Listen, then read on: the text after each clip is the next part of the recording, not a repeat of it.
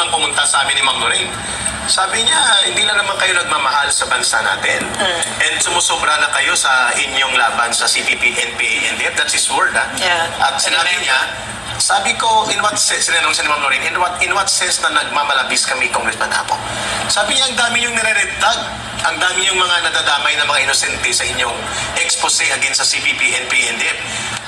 Like for example, what Congressman Acop, sabi niya si Congressman Benny Abante, si Mayor Magalong, at iba pa. Marami yung nagrereklamo sa inyo na abusado kayo sa inyong paglaban sa CPP, NPA, NDF. Sinagot siya namin ni Ma'am Lorraine, hindi po kami nagre-red tag sapagkat in the first place, Congressman Acop, dapat alam niya rin ito, yung abogado to eh. Congressman Acop at the rest sa Kongreso at sa pamahalaan, sinabi na po yan ng Korte Suprema, there is no legal definition about red tagging. It is not a legally existent term. Walang krimen tungkol dyan at ang red tagging na yan ay ang gumagamit niyan CPP, NPA, NDF. Hindi pa rin siya maniwala. Sinagot siya ni Ma'am. Parang nabigla siya. Nabigla siya. Ganun ba? May Supreme Court jurisprudence yan? Hindi ko alam Yes, mayroon po. Aquino versus Zarate. Zarate. Aquino v. 2015. Yun. Aquino v. Zarate. Yun. At mayroon pa, Mapago versus dalawa pa. Si General Mapago ito na hindi po mali na mag-identify ang gobyerno, ang Estado, ng mga kalaban na lumalaban at lumalabag sa batas, lalo na ang nagpapabagsak sa gobyerno. May jurisprudence din yan involving General Mapago na inakusa ng CPP, NPA, NDF, urban operatives. Ang punto namin sa kanya ni Ma'am Lorraine, kapag kami po ay nagbe-mention ng pangalan ng Benji Magalong, Benny Abante at sino pa, Lagman, at kung kani-kanino pa, na nakikita naming nagbibit-bit ng agenda ng CPP, NPA, NDF, yun po ay pagpupuna. That is not red tagging, yan po ay warning na dapat mag-ingat tayo na huwag makipagkuntsabahan sapagkat it will strengthen the enemies and it will give a semblance of legitimacy to their political maneuvers, propaganda, and operations. Ganong konteksto po, hindi po yan red tagging. Kaya nga, no, parang mga kababayan, Eric Franco Ina, no, makita mo yung galing ng mga sinungaling na CPP na ang naging defender nila ay si Romeo Acop. No, yan yung mga tagapagsalita nila, di ba? Pero sila tahimik sila sa isang corner. Tapos yung buong Pilipinas talaga pinagbuntungan ng galit nila itong mga ito, no, yung mga kongresista. Pero hindi sila masyado na-mention kasi absent sila doon. Pero ang nagpagalaw sa kanila dyan ay ang CPP, NPA, NDF na lumabas mismo sa isang PNP na general dati at isang abogado, yung salitang gawa ng CPP, NPA, NDF, propaganda ng CPP, red tagging. Correct. Ganyan ang husay nito mga sinungaling na ito. Kaya nga, Ma'am Lorraine, gusto ko nga yung time na sinabi ni Tambunting kay General Acop. Kilala nito lahat ng sinungaling Alam nito yung kumbaga parang ipinapalabas kay Ma'am Lorraine Kilala nito. Dapat kilala mo na nandiyan pala sa Kongreso. Kasama niya. Kung hindi, yari ka, magbabackfire lahat sa'yo ang iyong sinasabi. At tinanong niya ko, Brother Frank, naalala mo sa first hearing, sabi niya, bakit di mo masabing source? Nasa gobyerno pala ito, delikado ito ka Eric, sabi ni Tambunting at sabi ni Suarez. Sabi ko, yes. Kasi yung fund yung pinag-uusapan. Exactly, Delikado. Because the infiltrators are within their midst. Sabi ko, yes, it is true that the infiltration of government is a dangerous situation that we have to address, but it is sad to note that the infiltrators are also inside government right now.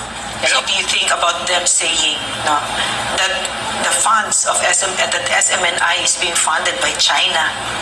My gosh, that's so ridiculous. Ma'am, ang akusasyon na yan ay mukhang pinaniwalaan ng presidente because we are made to believe that the president is looking at SMNI according sa maraming nakakaalam sa timplahan ng galawan sa politika. Even in Congress, Even in Congress, sinasabi nila yon.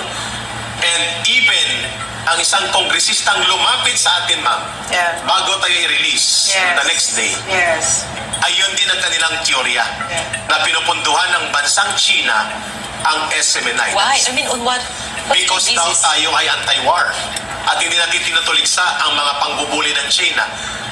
What? Tumutuligsa po kami.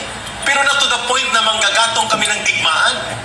Sapagkat mali po ang patakaran ng digmaan in dealing with Chinese attitude in the West Philippine Sea, the posturing of war or the promotions of war can never be the policy of the government because it will endanger the people in the entire country. Sapagkat hindi digmaan po ang ang solusyon dyan.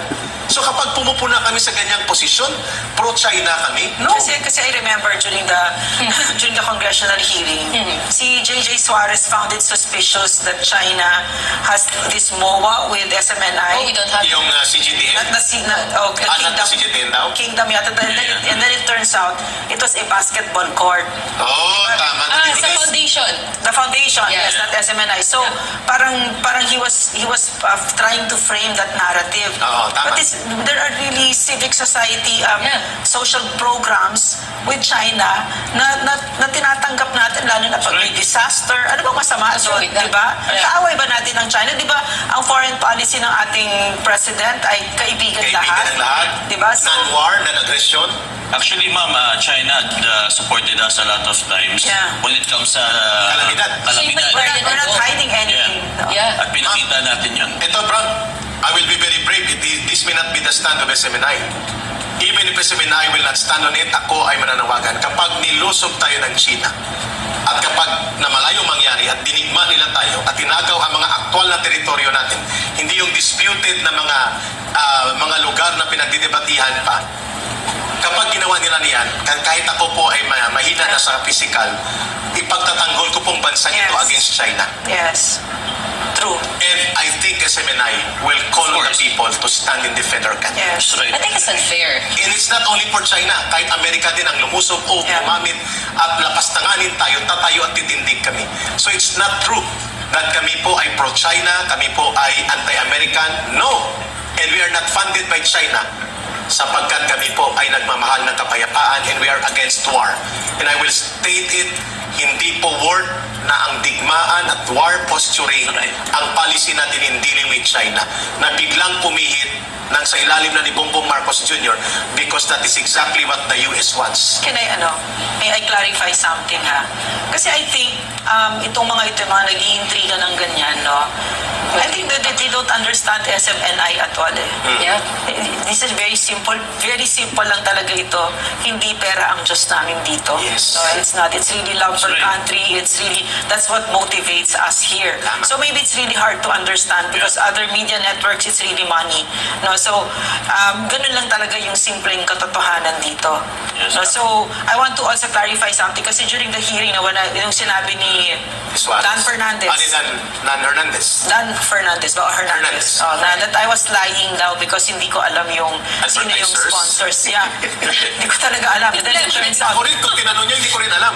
pero they kept on forcing, di ba? Oo. Talagang they forced me like that, no? So, as it turns out, we don't really have that, Yeah, we don't. no sponsors talaga. So, sa madaling salita, pag-ibig itong nagmo-motivate sa amin dito at yung desire na lumipad na ang Pilipinas at hindi yan mangyayari habang nandyan ang salot na CPP, NPA, NDF na nasa eskwela, nasa media, nasa simbahan, nasa mga factories natin, nasa urban poor. They're everywhere. Kahit sa mga call centers, nandyan yung mga salot na yan.